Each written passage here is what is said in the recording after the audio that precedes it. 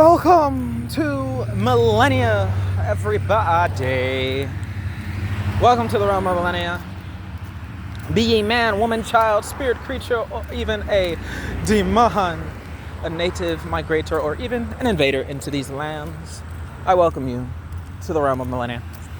Your host, the Millenia Mailman, here today.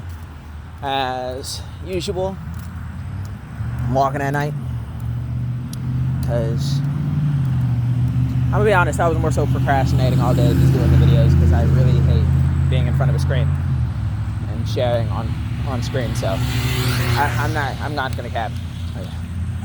It wasn't even. It was a terrible day. It was just procrastination. I had a good 3 hours block where I had nothing but time and opportunity to really put out this video and start doing it. I basically chose not to. But I more so hate being a liar by not posting. So here I am, your Millenia Mailman, here to bring you the dits and diddles on the intels and information and the news for the day. I'm your Millenia Mailman here. I'm at an intersection. Make sure I don't get ran over. Frick! He's turning! Oh dear gosh. Anywho's, I'm your Millennium Mailman, and as per usual, Lord knows I will be world building for you long after you've already begun to acclimate and fit in. So sit back, relax, and let's enjoy this Mailmen Monday together. Just like to put it out there and remind everyone, this week's hot take is that it's feeling like a majority of the voices being projected and heard often like to use the word society a lot where it's not even applicable. Right? They're overinflating personal issues on that micro scale to apply to everyone in a manner that's more so trying to garnish sympathy.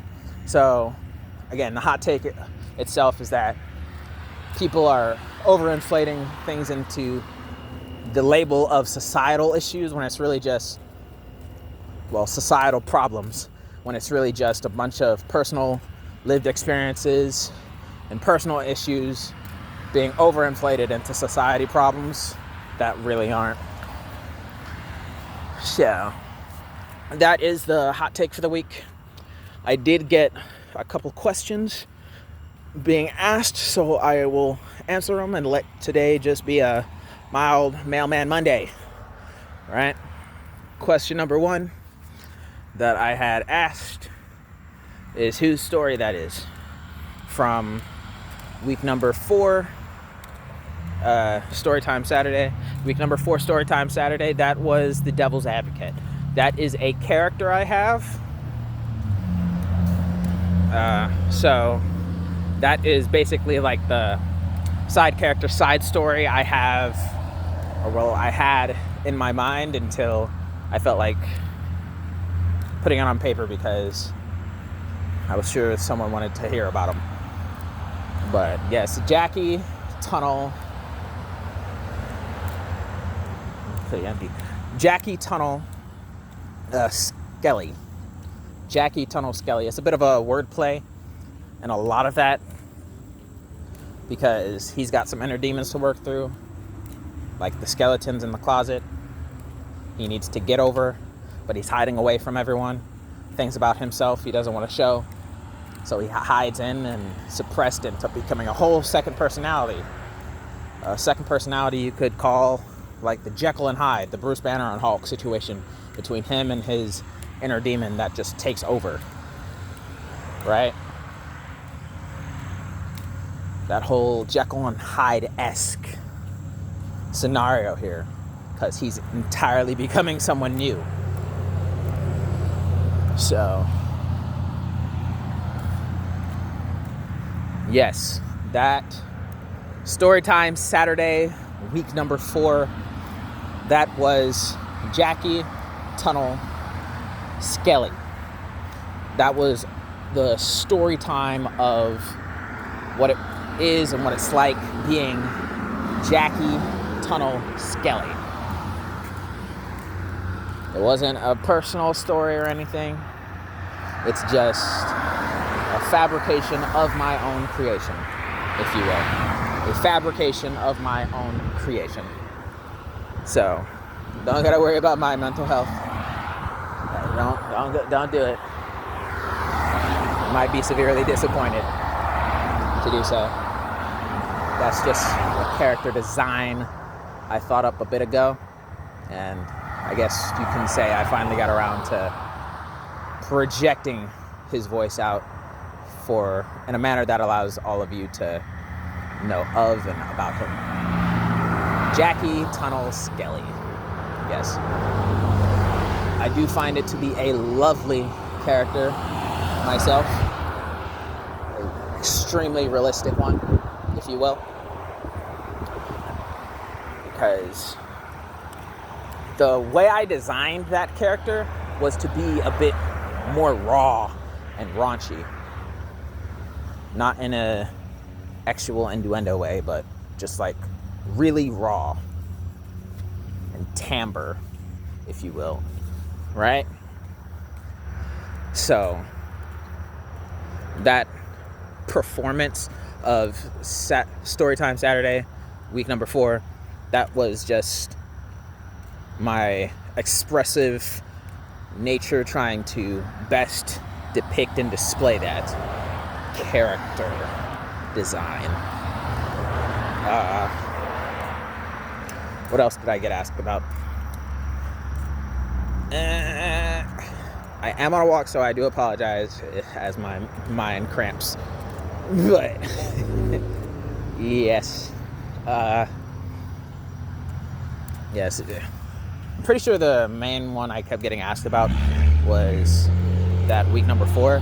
People were concerned about that. Like, it's not that big a thing. I don't think it is, but appreciate it for the concern, but it's not really a thing. It's not a big thing. But yes, it was that dichotomy, if you will, if that is even the proper word, that dichotomy of the character Jackie Tunnel Skelly, where it's him, the main Bruce Banner, and his Hulk figure, Devil's Advocate, and how basically his name came up to be, right? Where effectively his whole character archetype effectively comes from his whole overarching backstory that made him into who he is, to be this devil's advocate, if you will. I do have a drawn picture design, but I hope I never show the world unless it's actually getting put to cinema and film and put into a production, because I hate my own stuff. I hate my own stuff. But there are certain aspects of that character design that really embody and are mandatory to really express what goes on in what I would consider a theatrical version. So I'll probably just be a bit more descriptive about Jackie Tunnel Skelly this week, but overall that's really it. Jackie Tunnel Skelly.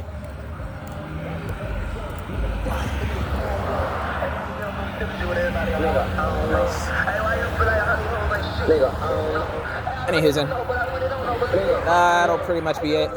Other than that, a good reminder of the week's hot topic is merely just that fact that probably like a big portion of publicized and the biggest voices in the social medias and everything is the fact that a lot of things being labeled and being projected as societal problems are really just a bunch of personal experiences being overly inflated to being bigger than they are, because people just want more people to understand and be aware of their problems. It's like, okay, that's cool and all, but don't overinflate your own personal problems into problems for everyone, because whether you realize it or not, it's really just turning it into a big old fear tactic.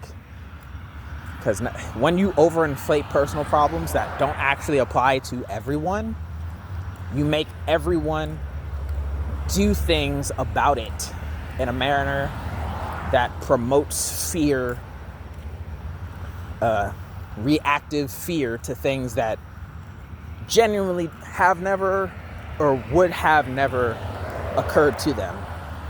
And the biggest thing and the biggest wrong about doing things like that and basing your life in fear is that it is always a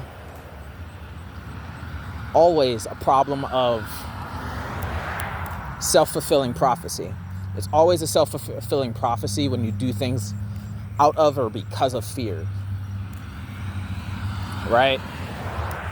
Because it has already been discovered that you can make yourself hypoallergenic to any and everything in the world. You step out your house and you get sick, physically sick, because your mind is telling you, just because of all the anxiety, the depression, and the paranoia, that you might get sick if you go outside and stay too long outside. You might get sick. I might get sick. I might get hurt. And every time when you have a mindset like that, you eventually will. Because when you go searching for something long enough and hard enough, you will find it. So when people are overinflating their personal experiences and things into societal issues, instead of advertising them as personal issues to just be aware of, they are quite literally the problem. It's not a problem, it's a personal issue. And when you promote it into a problem, it becomes a problem, because you yourself and your voice is the problem.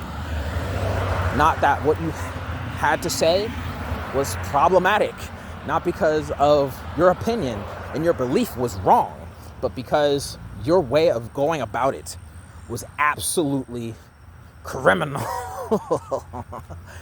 Right? And that's something I do with my book. I'm sure if I get this published and finished, book number 1 finished fast enough, people can interpret it as being very good and so amazingly well done about projecting and describing societal issues that we have nowadays. Or when the book actually goes viral, they'll look back and say, oh my gosh, in the 2020s, when that book was published, such and such this, such and such that. It was such a great describer of that. And I was like, no, I wasn't doing that at all.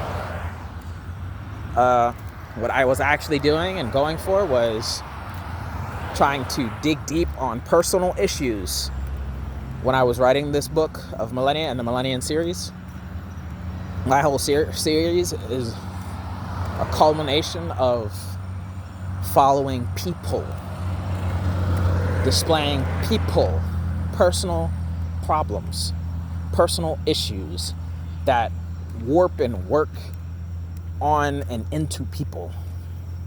How the smallest things can influence people in a major way, and then have that explode into this novel of personal people being affected by things, and then personal people going out and affecting their communities and their groups as a whole.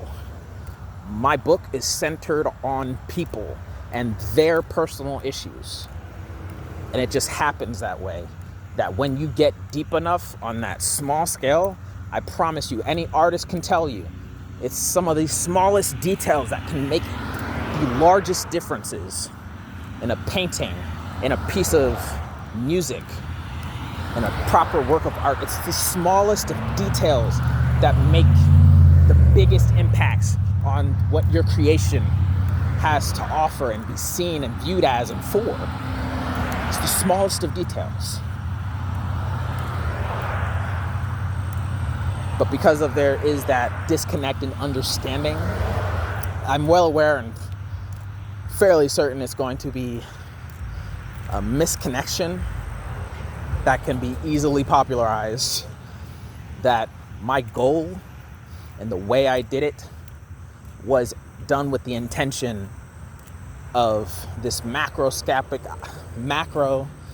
idea of society. No. I talk to people, the salesman coming out. I talk to people. I don't talk to big ideas of this. I'm telling you as person to person why you should buy this. I'm talking person to person, telling you about this, describing this, explaining this, person to person, not person to alien racing community. That's not at all target. Society, as a definition, is all about a large collective. If you were to look up what society means, it is a large collective, specifically a large collective with a particular purpose. So when people say, society, I have two questions for you. What group are you talking about? Are you talking about all of the English fellers, the Britons? Are you talking all the Africans? Are you talking about the black community? Are you talking about the white community? Are you talking American, German community? Are you talking Chinese community? Are you talking humanity? And after we figure out what community, what group, perspective we're talking about, what is the purpose? Because if there is no definitive purpose, you're using the word wrong and thus invalidating your own argument. And anytime you invalidate your own argument, your whole conversation talking points are all distractors to the discussion, to the argument, to the reaching the solution. And as a debater, I really hate that. I really do hate that. I really despise distractors to proper debate and discussion. Because when I talk to people in or outside of a debate, I really thoroughly enjoy a particular level of understanding, because unlike the late Charlie Kirk, if you will, I don't try to talk to college students. I try to talk to regular freaking people, because I try to talk in a manner of not being the most educated. I try to talk and win most of my arguments when I try to be most relatably understanding, when I try to be the most reasonable and rational person at this table of discussion. So, and I feel like if more people just tried to be more